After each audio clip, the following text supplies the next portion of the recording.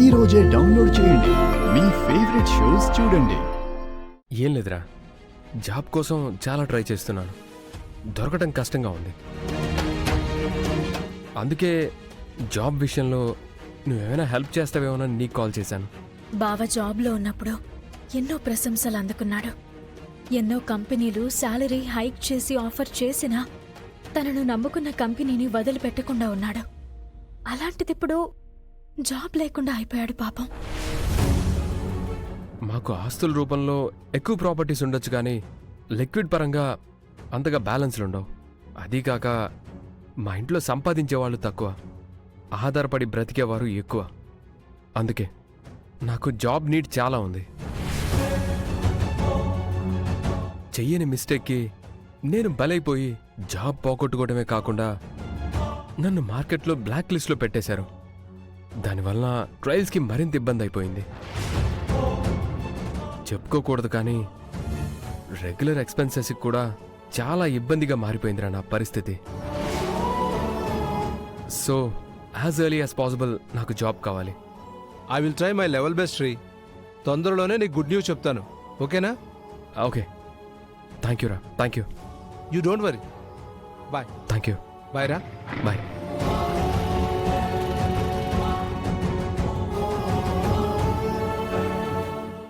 ఇప్పుడే వస్తాను.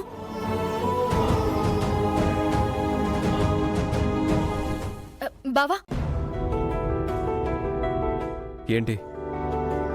థ్యాంక్స్ బావా. ఎందుకు? నేను చావు బ్రతుకుల మధ్య ఉన్నప్పుడు నన్ను హాస్పిటల్లో జాయిన్ చేసినందుకు.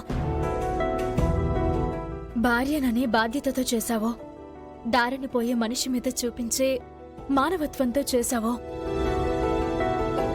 తప్పక చేశావో తెలీదు, కానీ నిర్దయగా రోడ్డున వదిలేకుండా హాస్పిటల్కి తీసుకుని వెళ్ళినందుకు ఎన్నిసార్లు థ్యాంక్స్ చెప్పుకున్నా తక్కువే అవుతుంది.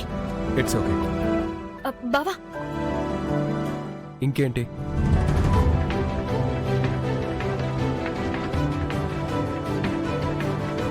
తీసుకో. ఎందుకు?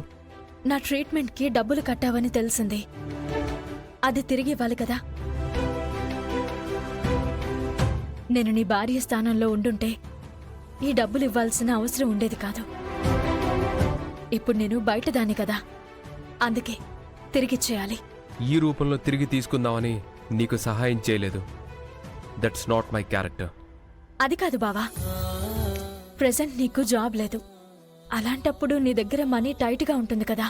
ఉద్యోగం లేకుండా బేవర్స్గా తిరుగుతున్నానని హేళన చేస్తున్నావా? అయ్యో, నా ఉద్దేశం అది కాదు బావా. అదే, 100% అదే. ఏ భార్య అయినా తన భర్త రాజులా ఉండాలని కోరుకుంటుంది. నేను నా భర్తను ఎందుకు అవమానిస్తాను, ఎందుకు హేళన చేస్తాను? కోపంలో నువ్వలా అనుకుంటున్నావు అంతే. నువ్వెప్పుడు గొప్ప స్థానంలోనే ఉండాలని నేను కోరుకుంటాను. నీకోసం ఎప్పుడు ఏం చేయడానికైనా సిద్ధంగా ఉంటాను. నువ్వు నాకు చేసిన సహాయానికి తిరిగి నీకు ఏదో ఒక విధంగా సహాయపడాలని అనుకుంటున్నాను. నువ్వు సరే అంటే ఇప్పటికీ మా ఆఫీసులో నీకు జాబ్ ఉంటుంది. నీ ఎదురుగా జాబ్ చేయాల్సిన అవసరం నాకు లేదు. నీ రికమెండేషన్తో పని చేయాల్సిన కర్మ నాకు పట్టలేదు.